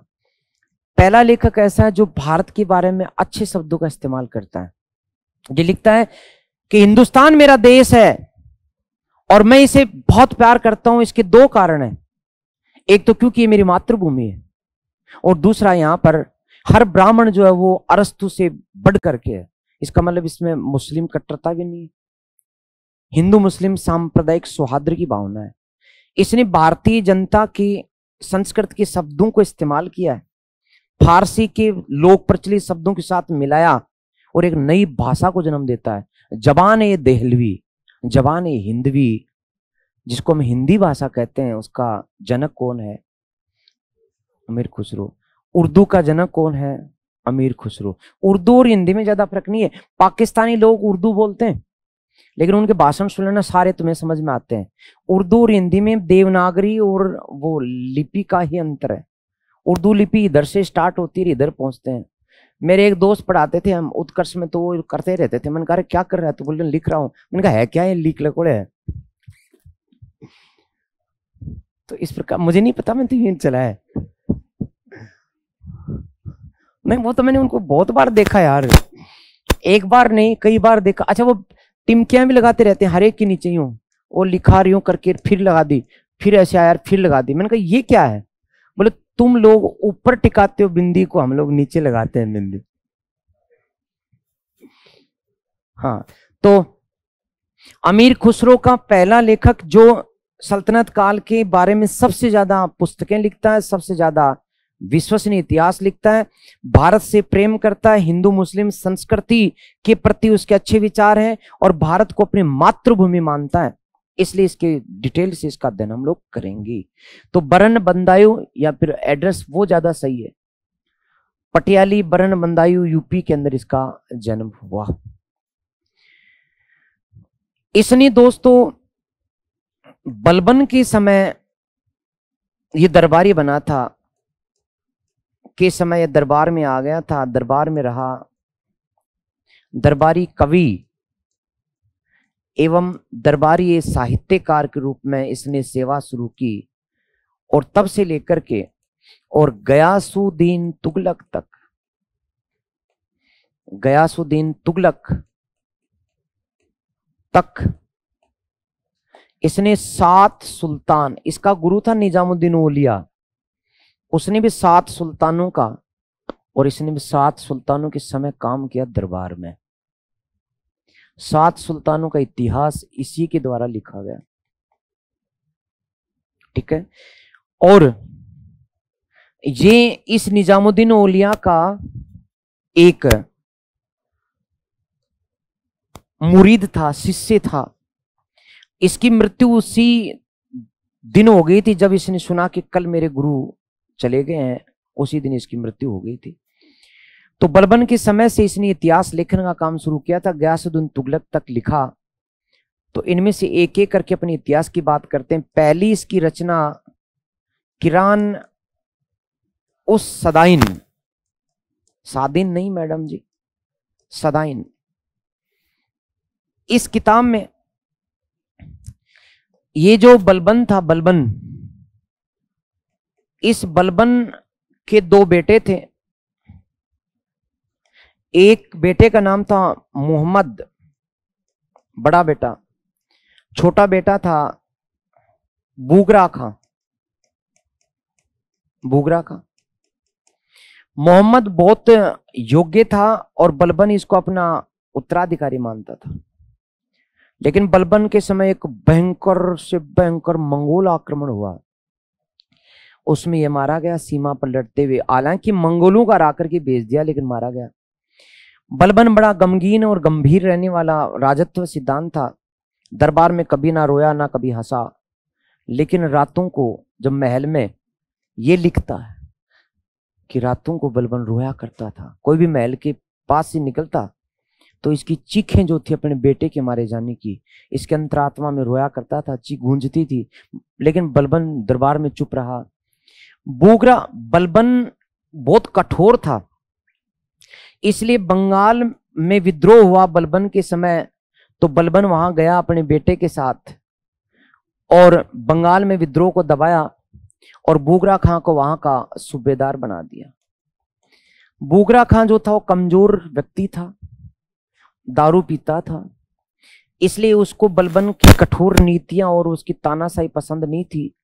बलबन के जब जिम्मे आता तब हर किसी को मृत्युदंड दे देता। बुगरा खां का भी कई बार नंबर आते आते बचा था, इसलिए बुगरा खां ने बलबन से दूर रह करके रहना अच्छा समझा और बंगाल में ही रहा, वापस नहीं लौटा। बलबन की मृत्यु हो गई, बड़ा बेटा मारा गया, छोटे बेटे ने कहा कि नहीं चाहिए राजपाट, भाड़ में गया, मैं बंगाल में रहूंगा, दिल्ली आऊं ही नहीं। इसलिए बुगरा खां का जो पुत्र था कैकुबाद, उसको शासक बनाया गया। कैकुबाद 17-18 साल का लंपट किशोर था, इसलिए शासक संभाल नहीं पाया। उसके चारों तरफ जो थे भोग वासना और दारू पिलाने वाले लोगों की मंडली मंडराने लगी और दरबार में नंग धड़ंग दौड़ लगाने लगा। तब इसने कैकुबाद को समझाने के लिए अवध बुलाया और खुद भी बंगाल से चल करके अवध आया और कैकुबाद को समझाया कि तुझे क्या करना है, एक सुल्तान के क्या कर्तव्य है। तो इन दोनों के बीच की बातचीत उस समय प्रत्यक्षदर्शी के तौर पर कौन सुन रहा था? इन दोनों की बातचीत ही इसमें मिलती, किरान उस सदायन में। बुगरा खां और कैकुबाद के बीच की बातचीत जो कहां पर हुई थी? अवध में। बाप ने बेटे को समझाया, हालांकि बाप खराब था, बेटा उससे भी खराब था, लेकिन फिर भी बाप तो बाप होता है, समझा देता है। बाप शराबी, बेटा पिए तो क्या खराबी, लेकिन फिर भी ये समझा रहा है। फिर भी ये डायलॉग मैंने नहीं मारा, अमीर खुसरो ने किस किताब में लिखा है, इस किताब में लिखा है। तो कभी आपके हाथ लगे तो अपने जो इंदिरा गांधी मुक्त विश्वविद्यालय के जो नोट्स है मध्यकालीन भारत के, उनको पढ़ना। हालांकि अब मत पढ़ना, जब कॉलेज वगैरह की तैयारी करो असिस्टेंट प्रोफेसर के, क्योंकि अलग अलग बुकलेट इतनी मोटी है कि उनको पढ़ते पढ़ते साल भर लग जाएगी। लेकिन मैं नौकरी लगने के बाद जो है ना, मुझे फिल्में देखना पसंद नहीं, आज भी मेरे घर में टीवी नहीं है, तो मैं किताब पढ़ता हूँ, मुझे अच्छा लगता है। इसलिए कहानियां जब जुड़ती हैं तो बहुत अच्छा लगता है, मतलब रुचि है। आप लोग भी ऐसी रुचि बनाना, किताब व्यवसायी बने। आजकल मैं देखता हूं सब मोबाइल में खोए हुए हैं, पत्नी इधर बैठी है, पति इधर सोफे बैठा है, दोनों पास पास हैं लेकिन बहुत दूर। रिश्ते खत्म हो रहे हैं मोबाइल के चक्कर में। पिता वृद्ध है, वो बेटे की बातचीत चाहता है, लेकिन बेटे के पास टाइम नहीं है। वैसे टाइम बहुत है, काम धाम जाकर के टाइम पहले भी इतना ही मिलता था, अब ज्यादा मिल रहा है। अब ड्यूटियां 8 घंटे की होगी फिक्स, प्राइवेट हो या सरकारी। पहले दिन रात कमाते थे, लेकिन फिर भी पिता के पास उसका हुक्का पानी, उसके चाय पानी, उसकी सेवा, उसके कपड़े धोना, ये सब होता था, उसके आदेश माने जाते थे। लेकिन आज हर वृद्ध जो पिता है वो बेचारा दुखी है। उसकी संतान, पोते पोती तो कहाँ को पास में है, बेटा ही पास नहीं आता, वो कहाँ बिजी है, उसी घर में रहते हुए भी वो मोबाइल में बिजी, क्योंकि वहां उसकी एक दुनिया है काल्पनिक। फेसबुक की दुनिया, इंस्टाग्राम की दुनिया, टेलीग्राम की दुनिया, व्हाट्सएप की दुनिया, बहुत सारी दुनिया है। टाइम नहीं मिलता उसको, है कोई काम नहीं आता, लास्ट में सारी दुनिया अलग अलग रह जाती है। खैर, तो मैं एक एक करके लिखाऊं क्योंकि इसमें मुझे लगभग 1 घंटा लगने वाला है। एक एक करके लिखाऊं क्योंकि क्वेश्चन आते हैं इसमें दोस्तों, तो डिटेल से पढ़ेंगे। अभी तो 5% भी नहीं हुआ इस अमीर खुसरो का। लिखा दूं? यस, अमीर खुसरो, बिल्कुल। खुश रहो खुसरो, ठीक है, हाँ लिखें दोस्तों। इसका जन्म,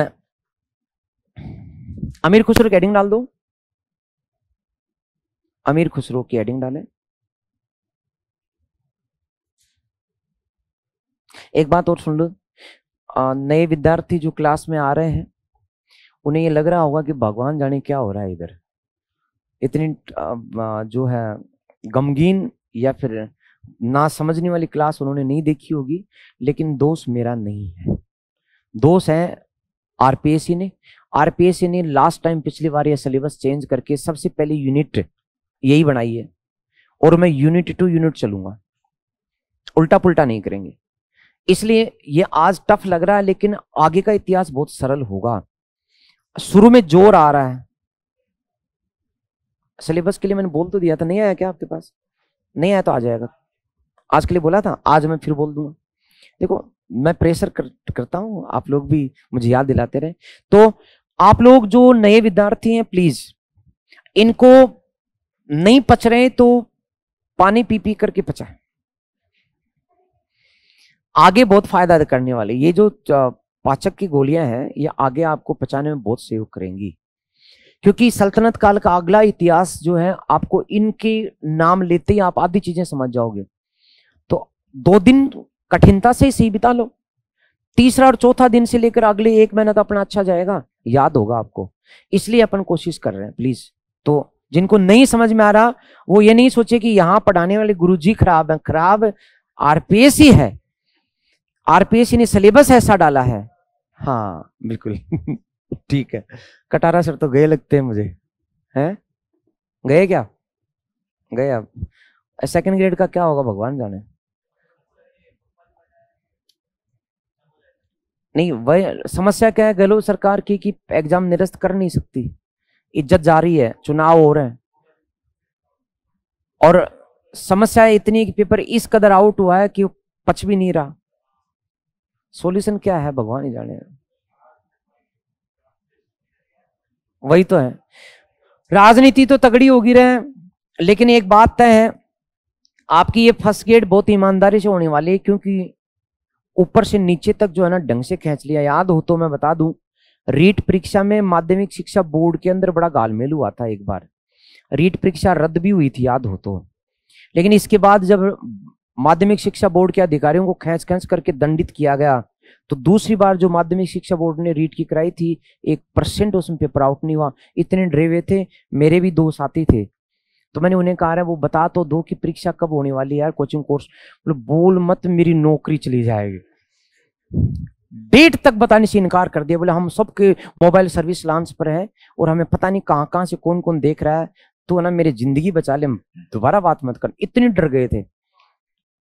हाँ अब नहीं, पहले आरटेट से सिलेक्शन होना था, बाद में थर्ड ग्रेड की थी।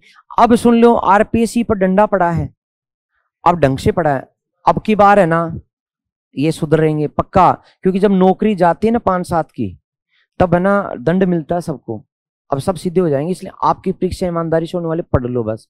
आज तक क्या हुआ, रोना नहीं रोना, अपने को आगे क्या होने वाला है उसके लिए हाथ मार रहे हैं, ये पक्की बात। ठीक है दोस्तों, अमीर खुसरो की हेडिंग डाल दी, लिखे इनका जन्म पटियाली बरन बदायूं यूपी में हुआ है। या डेट नहीं है, डेट का मत रखना, क्योंकि ये खुद जो है उस समय डेट नहीं लिखता, अपने कहीं भी उसने डेट नहीं लिखी है। तो डेट का चक्कर छोड़ो, किस शासक के साथ काम किया वहां से स्टार्ट करो। तो जन्म पटियाली बरन बदायूं यूपी में हुआ, लिख दिया। पहला सल्तनत कालीन इतिहासकार, बिल्कुल धीरे धीरे, और धीरे कर लेंगे। अच्छा चलो, तो पहले क्या लिखवाया था, प्रथम सल्तनत कालीन इतिहासकार जिनका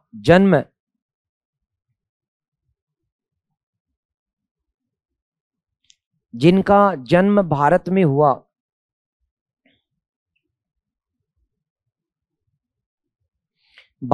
हुआ, आगे लिखे अमीर खुसरो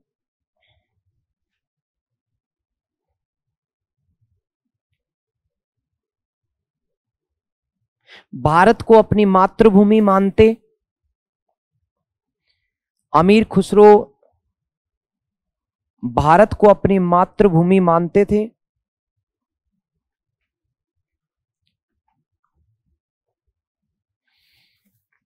एवं हिंदू मुस्लिम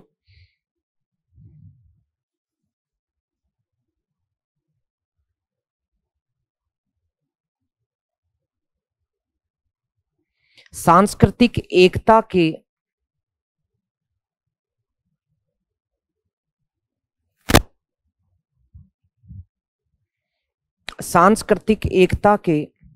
प्रथम कवि थे।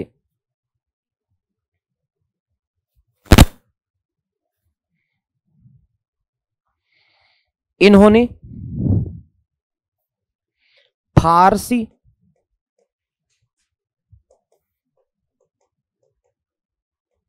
संस्कृत,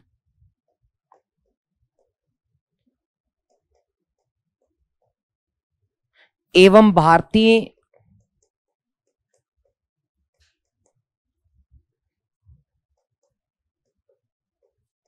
क्षेत्रीय भाषाओं के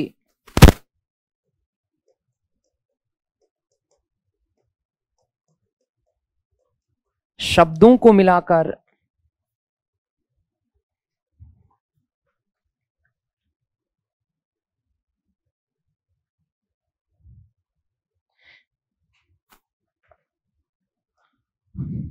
जवान ए देहलवी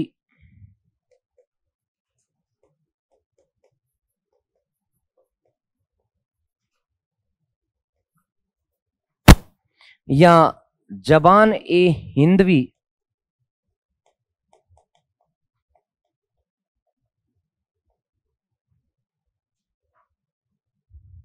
जबान ए देहलवी, जबान ए हिंदवी ऑब्लिक उर्दू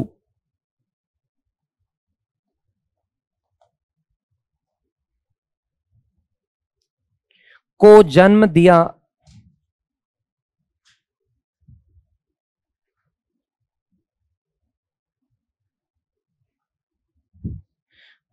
इन्होंने फारसी, संस्कृत, भारतीय क्षेत्रीय भाषाओं के शब्दों को मिलाकर जबान ए देहलवी ऑब्लिक जबान ए हिंदवी, हिंदी और उर्दू भाषा एवं उर्दू भाषा को जन्म दिया।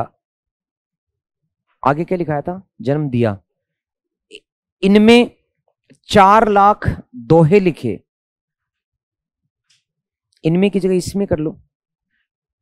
इसमें 4 लाख दोहे लिखे। 4 लाख दोहे लिखे। लिख दिया। आगे लिखे।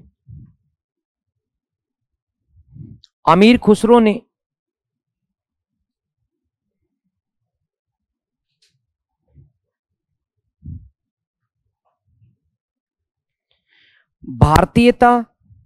भारतीय भाषाओं के लिए, अमीर खुसरो ने भारतीयता कोमा भारतीय भाषाओं के लिए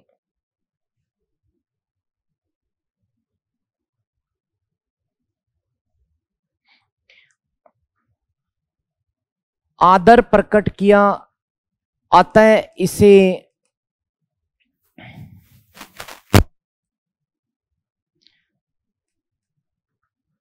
तोताए हिंद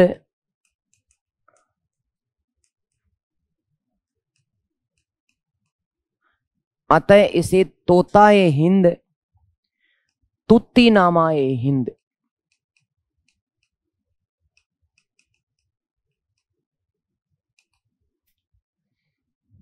तुत्ती नामाए हिंद कहा जाता है।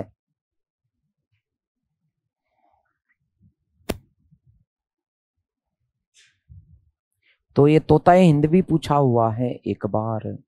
तोता, हिंद का तोता। तोता जो अपने शब्दों को बोलता रहता ना एक बार रटने के बाद में, तो ये भी अपने नई जबान जो था वो सीखी, बनाई और बोलना शुरू किया। ओके दोस्तों, अब आ जाओ बैक में। अमीर खुसरो ने, ये बात लिखा दी क्या मैंने?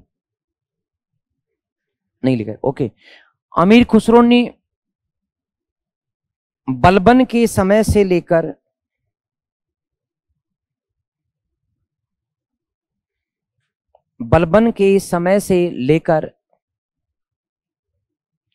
गयासुद्दीन तुगलक तक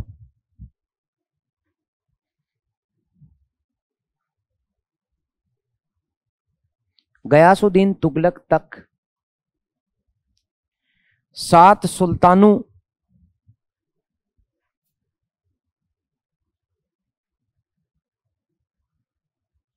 के दरबारी कवि रहे।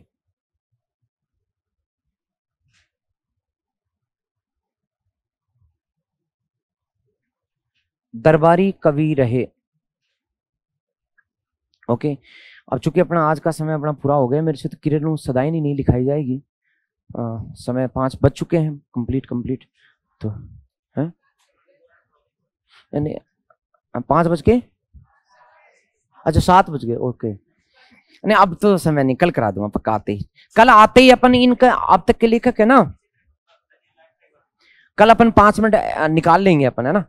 कल से अपन ऐसा करेंगे, जो पढ़ेंगे ना 2 घंटे में, उसको 10 मिनट पहले छोड़ करके रिवीजन कर लेंगे। ओके ठीक है, कल से पक्का से। आपके सुझाव सर आंखों पे। नमस्कार दोस्तों।